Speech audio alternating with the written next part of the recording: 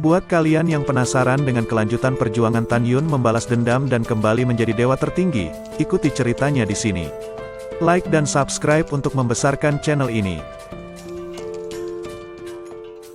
Apa aku membiarkanmu memarahiku? Tan Yun memutar cakarnya dengan tangan kirinya dan menghancurkan mulut Fan Jian. Segera, tangan kanannya mengepal ke arah kepala Fan Jian.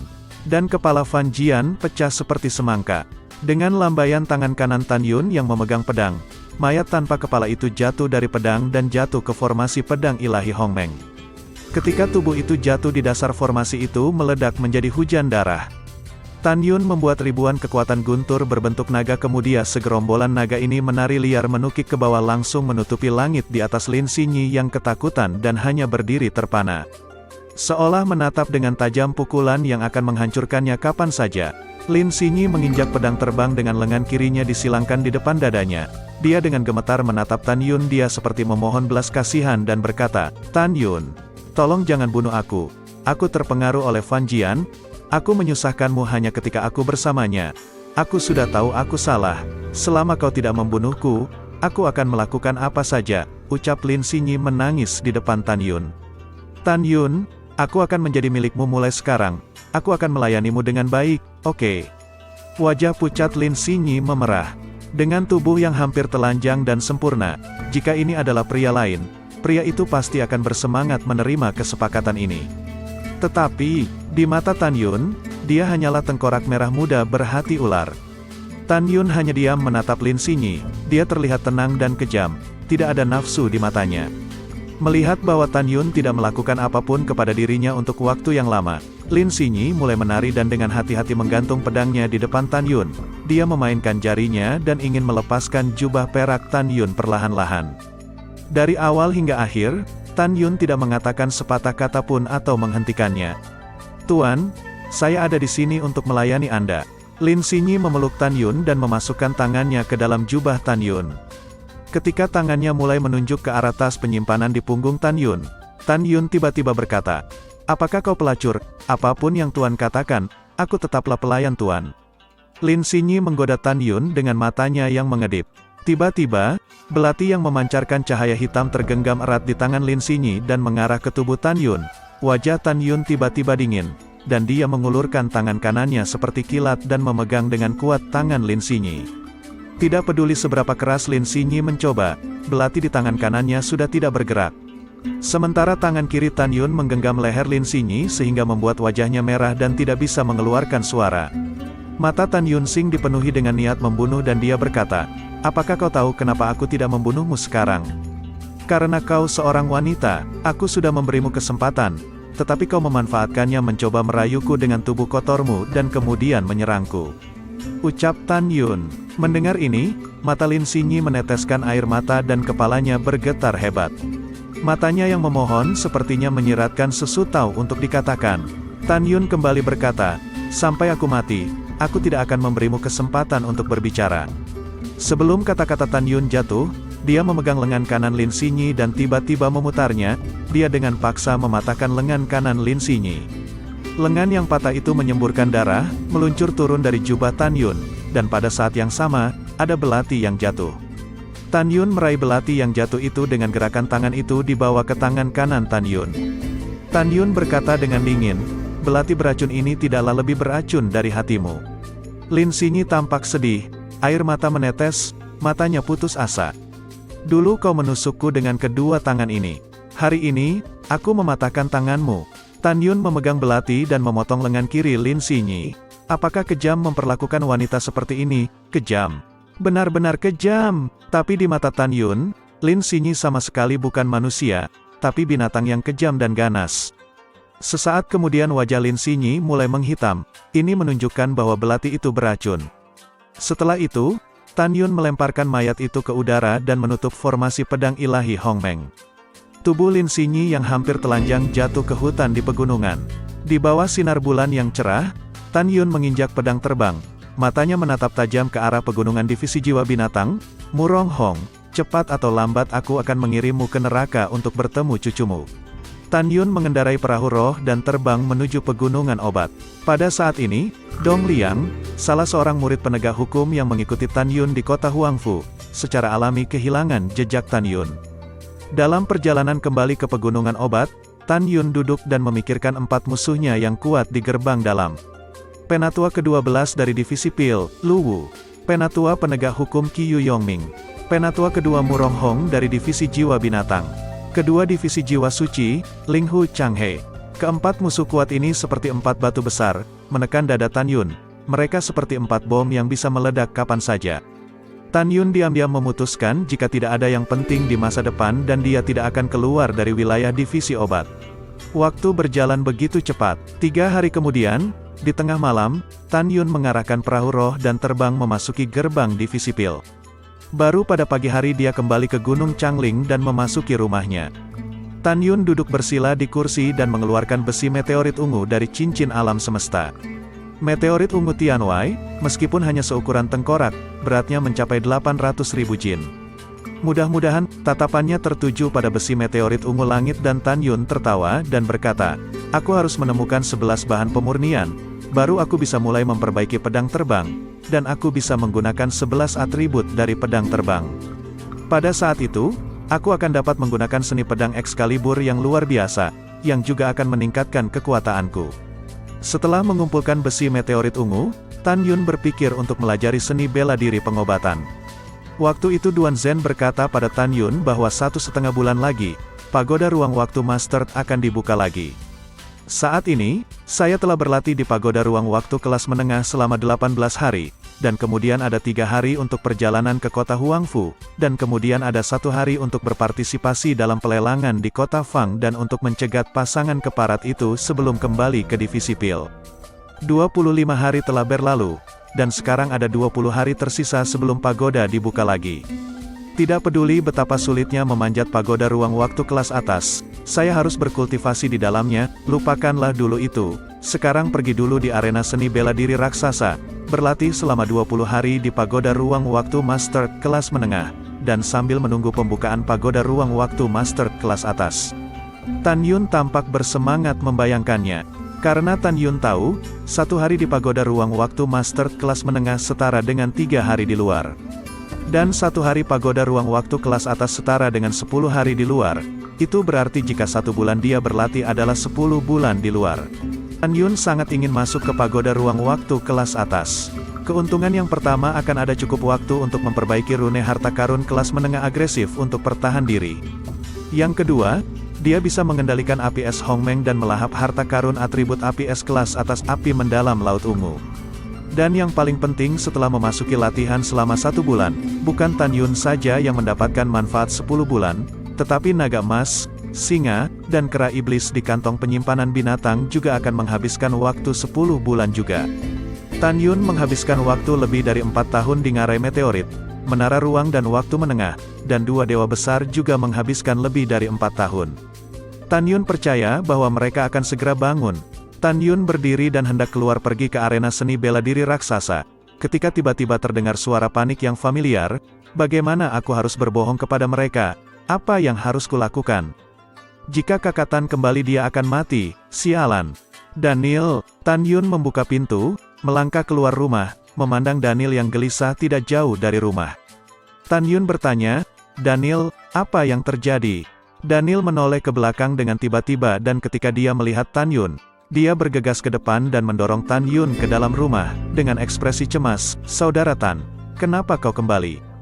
Cepat pergi dan bersembunyi ketika tidak ada orang yang melihat." Tan Yun bingung. "Ada apa?" tanya Tan Yun. "Saudara Tan, aku bertanya padamu apakah kamu membunuh putra satu-satunya sesepuh penegak hukum gerbang dalam?" tanya Daniel. "Bagaimana kamu tahu?" Tan Yun bingung. "Tebakanku benar, kamu benar-benar membunuh Qiu Qilin." Daniel berkata dengan panik, "Saudara Tan, Anda tidak tahu apa-apa. Selama ketidakhadiran Anda di sini, tetua penegak hukum memimpin lebih dari 9.000 murid penegak hukum. Setiap murid semua membawa binatang penghirup jiwa, mencari pembunuh Qiu Qilin di divisi pil kita. Baru saja tadi malam, binatang pengendus jiwa itu akhirnya mencium nafasmu di Changling Xianshan berdasarkan nafas yang kamu tinggalkan di mayat Qiu Qilin, dan akhirnya menemukan rumahmu." Kepala sangat marah. Dia sekarang di Gunung Peri Es, dan menemani para tetua penegak hukum. Kepala divisi memintamu segera pergi menemuinya setelah kau pulang. Tapi dia Sen diam-diam meminta adik laki-laki itu untuk memberitahumu bahwa para penegak hukum ini tidak baik. Jika kamu kembali ke Gunung Peri Changling, kamu harus cepat bersembunyi. Ucap dan Niu menjelaskan. Tan Yun mendengar kata-kata itu, mengambil napas dalam-dalam, dan mencibir, apa yang bisa kusembunyikan?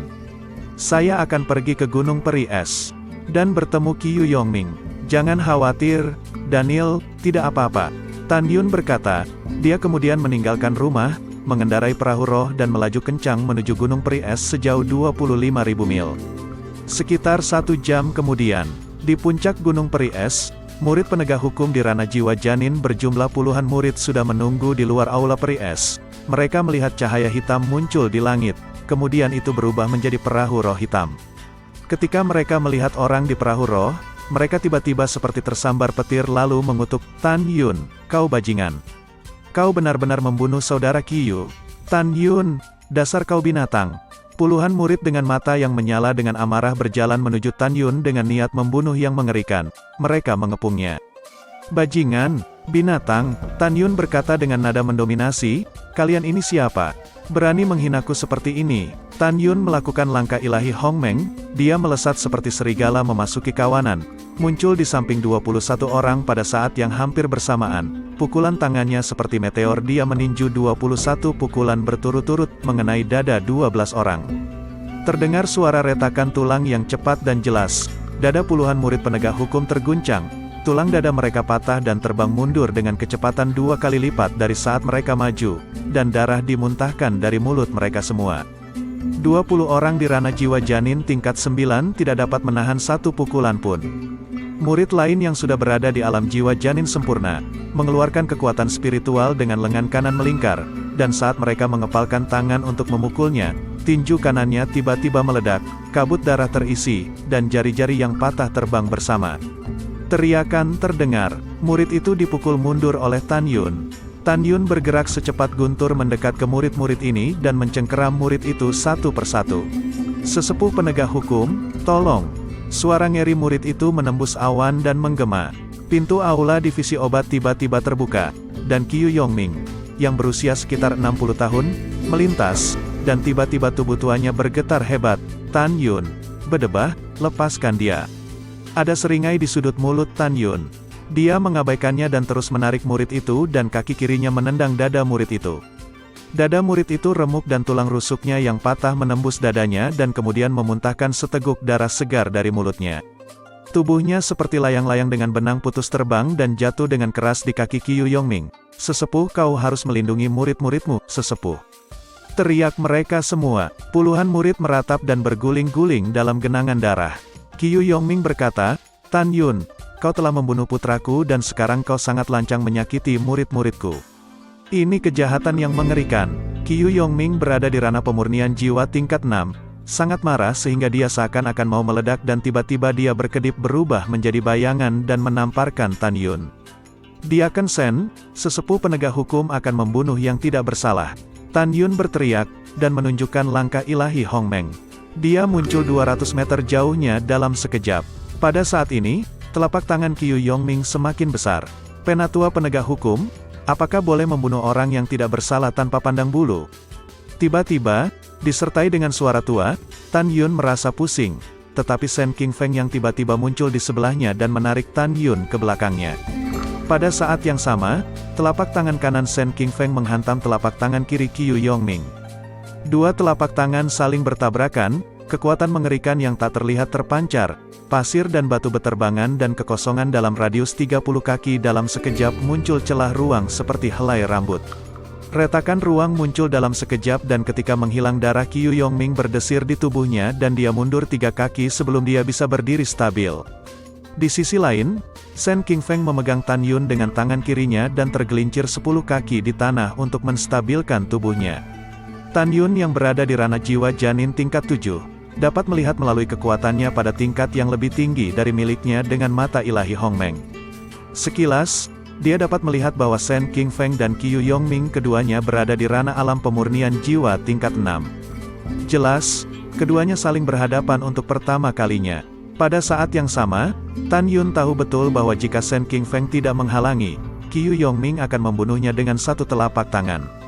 Kemudian Qiu Yongming berkata, "Shen Qingfeng, dia membunuh putraku dan melukai murid-murid penegak hukumku. Dia pantas mati." Qiu Yongming meraung, "Kamu berani menghalangi penegakan hukum sesepuh ini?" Shen Qingfeng menyipitkan matanya sedikit, dan matanya yang keruh penuh dengan cahaya dingin, dan amarahnya masih panas. Dia berkata, "Qiu Yongming ini adalah divisi obatku.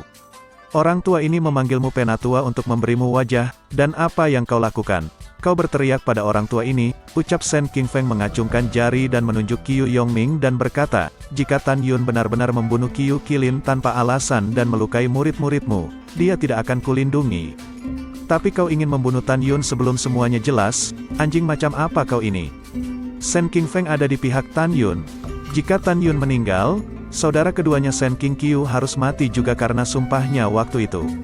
Terlebih lagi ketika itu kepala divisi akan mengeksekusi dirinya karena rumput giok itu. Jika bukan karena Tan Yun yang maju dengan tidak hormat menghadapi kepala divisi Su Bing, kehidupannya ini sudah lama hilang. Sekarang bajingan Qiu Yongming ingin membunuh Tan Yun. Bagaimana dia bisa membiarkannya? Bahkan jika Tan Yun tidak memanggilnya untuk bertindak, Shen Qingfeng tidak akan pernah tinggal diam begitu saja. Apakah kau berani mempermalukan penatua ini?" ucap Shen Subing.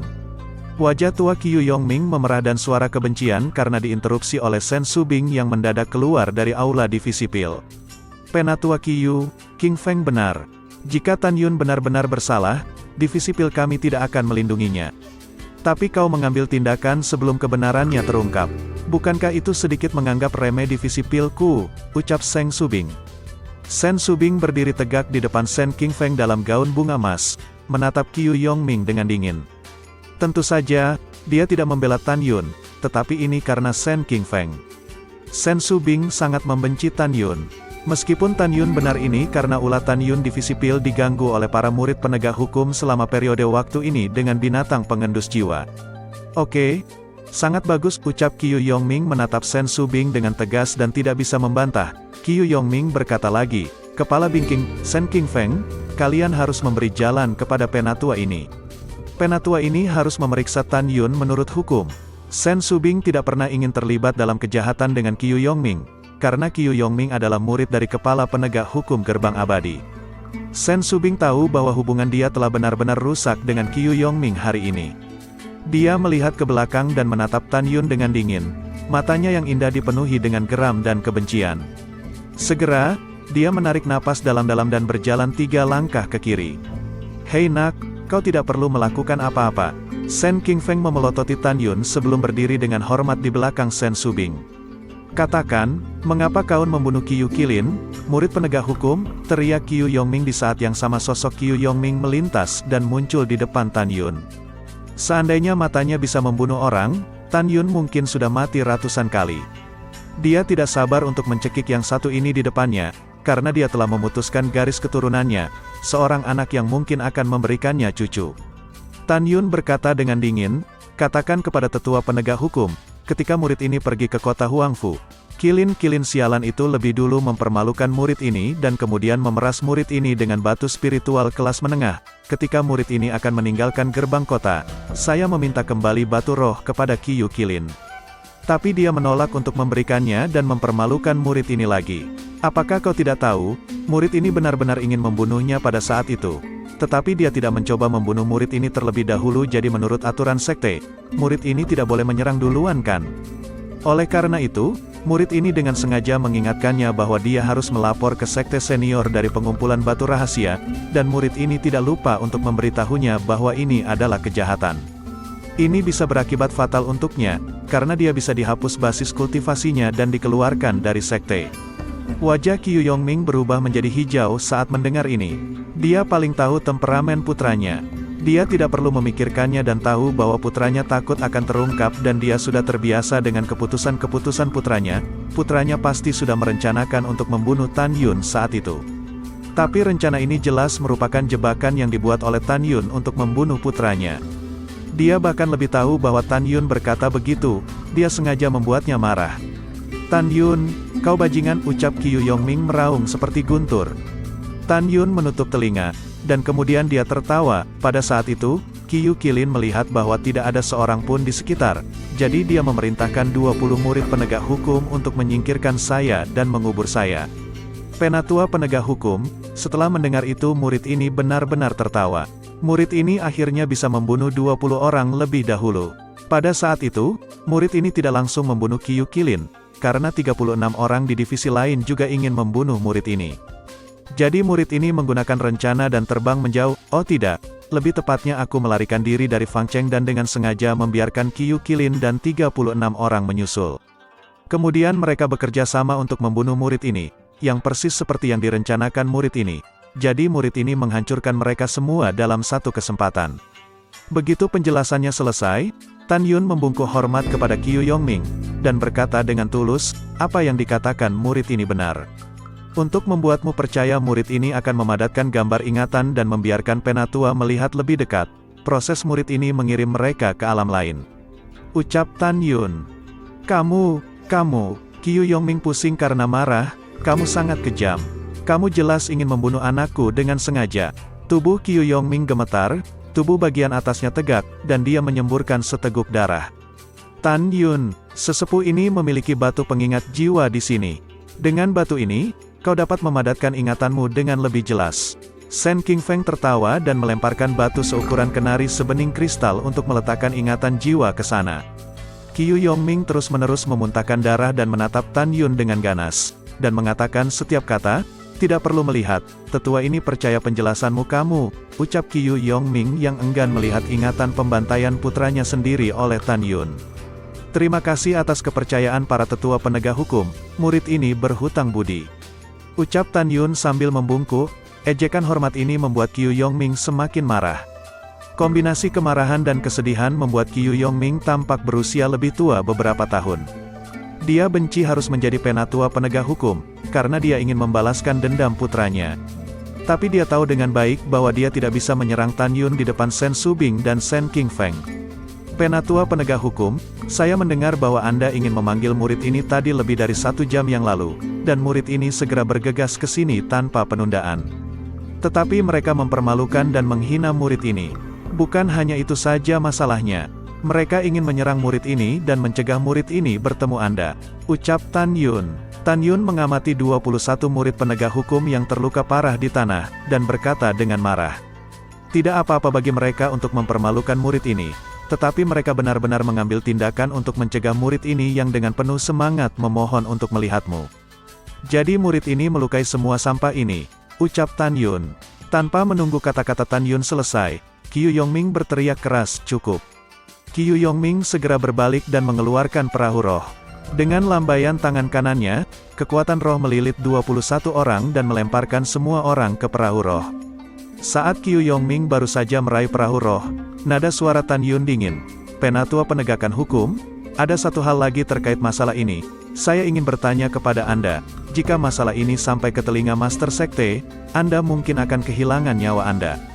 Qiu Yongming mengepalkan tinjunya, menggertakkan giginya dan berkata, kamu katakan.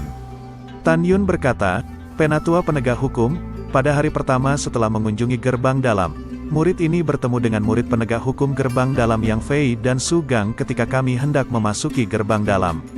Tan Yun tersenyum dan berkata, mereka mengatakan bahwa karena murid ini membunuh sesepuh penegak hukum dari gerbang luar, jadi untuk membalas dendam, Anda memerintahkan semua murid dari penegak hukum gerbang dalam untuk menemukan cara untuk menyingkirkan murid ini. Omong kosong, Qiu Yongming meraung. Saya juga berpikir itu omong kosong mereka. Tan Yun berkata dengan tergesa-gesa, kamu adalah penatua penegak hukum gerbang dalam. Kamu harus adil dan tegas.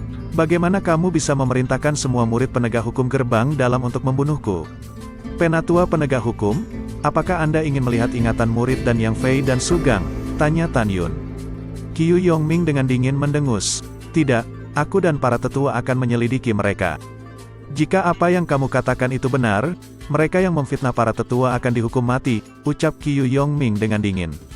Begitu perkataan Qiu Yongming itu terdengar, perahu roh naik ke langit, dan semburan darah terpancar ke udara.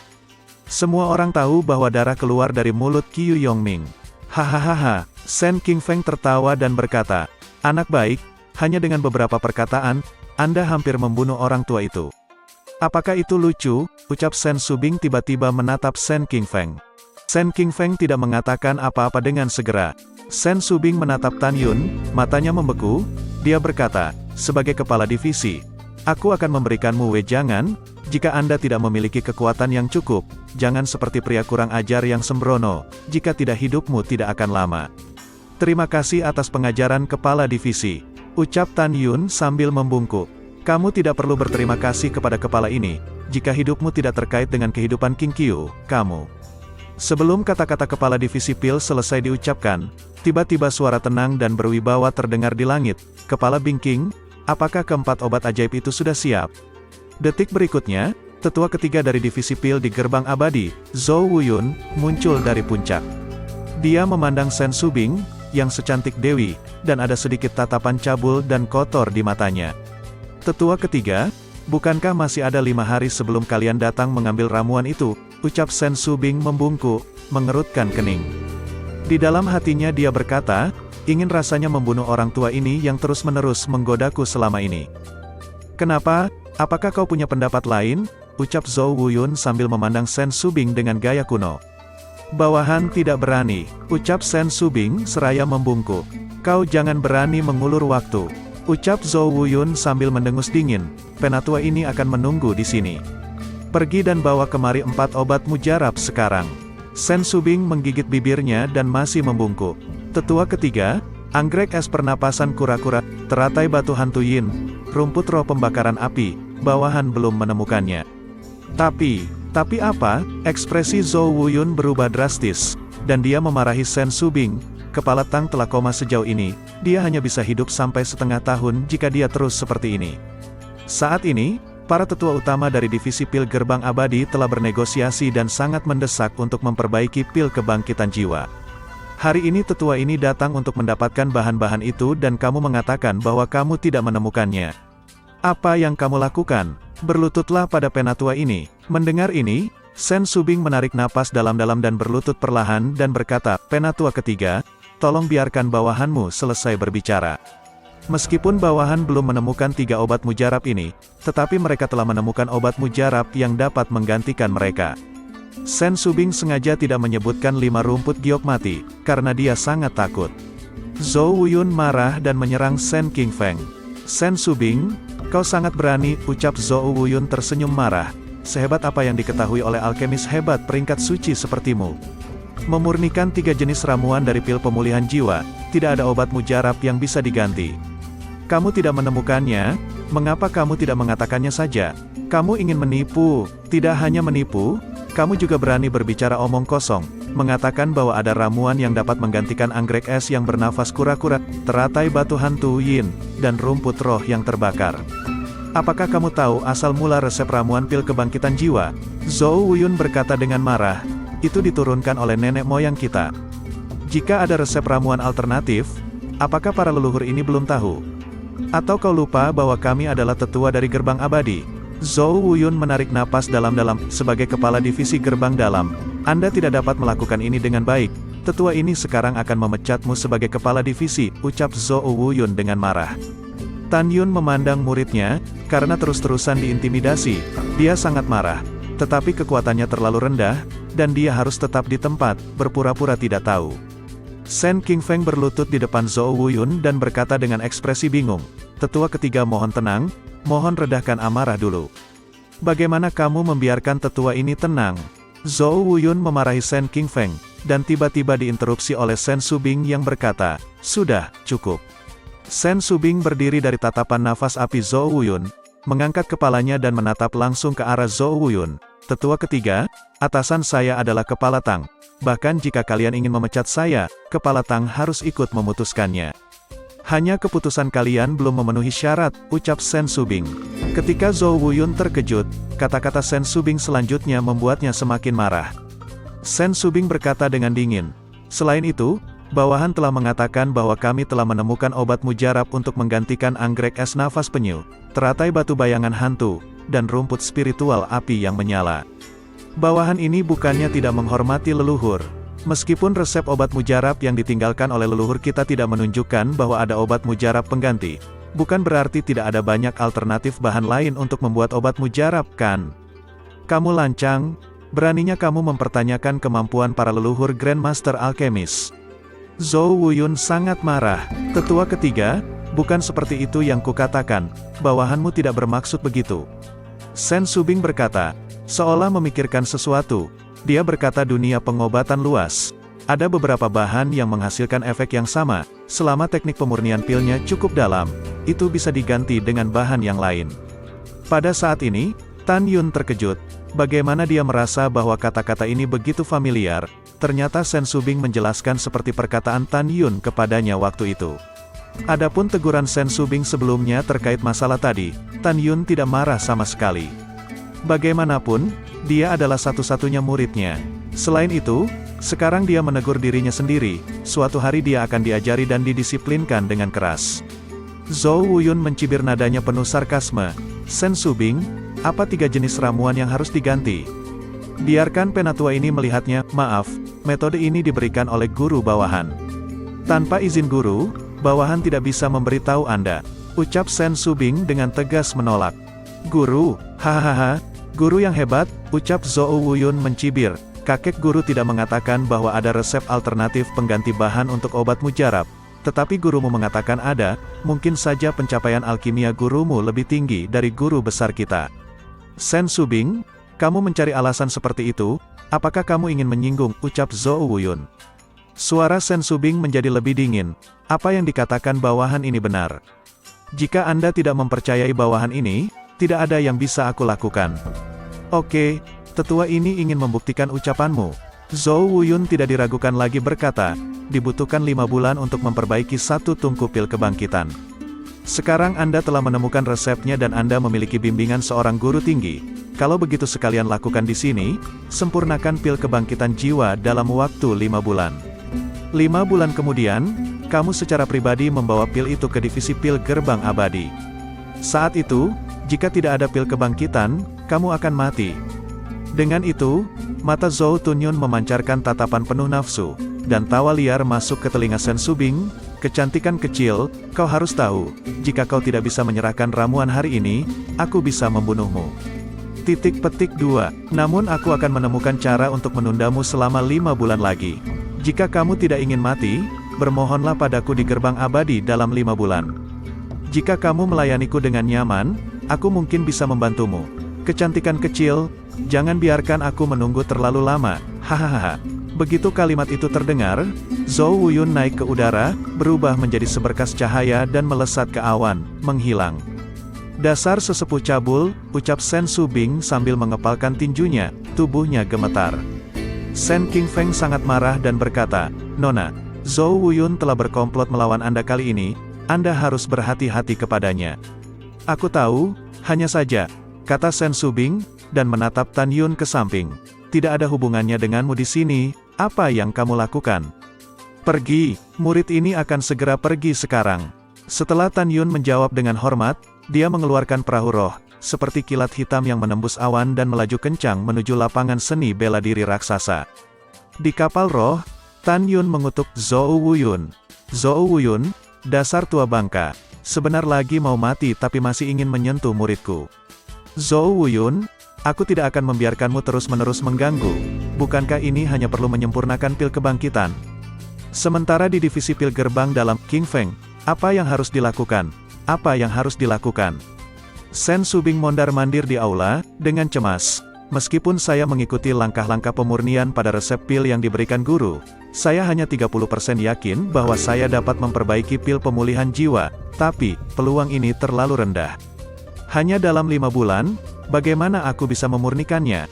Kalau saja guruku ada di sini, aku juga tidak tahu di mana guru berada.